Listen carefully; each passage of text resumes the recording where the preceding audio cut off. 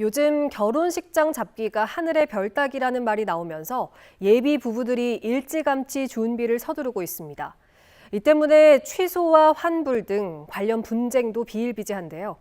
1년이 넘게 남은 상황에서 취소를 해도 계약금을 돌려받지 못한다면 어떨까요? 문제는 없는지 유주성 기자가 알아봤습니다. 내년 5월 결혼을 앞두고 있는 예비 신랑 김모 씨. 올해 1월에 계약한 예식장 예약을 개인 사정으로 지난달에 취소했습니다. 예식까지 1년이 넘게 남아 계약금 110만 원을 돌려받을 수 있다고 생각했는데 예식업체는 한 푼도 줄 수 없다는 답변을 내놓았습니다. 예식장 측이 근거로 든 건 계약 취소 시 계약금을 반환하지 않는다는 계약서 조항이었습니다. 그렇게 영업 손실을 발생한 적도 없고 그냥 그 110만 원을 그냥 이제 자기네들이 갚는다는 건데 이건 좀 부당하다고 생각하죠. 저는 이제 신혼부부니까 돈이 없지 않습니까, 사실.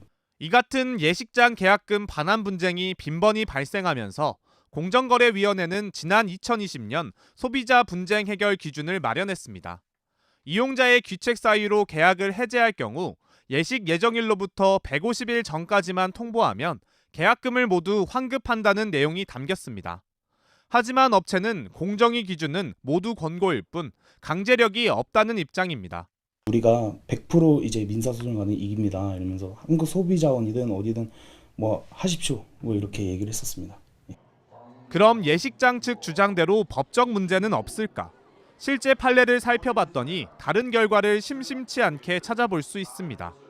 예비 부부가 결혼식 83일을 남겨두고 예약을 취소하면서 계약금을 돌려달라고 제기한 소송에서 계약서에 별도 조항이 있었음에도 불구하고 실제 손해가 발생한 부분을 제외하고는 업체가 계약금을 반환해야 한다는 2심 판결이 지난해 나왔고 결혼식을 3개월 앞두고 예약을 취소한 사건에서도 계약 조항의 효력이 없다면서 계약금을 모두 반환하라는 판결이 지난 2021년 나오기도 했습니다.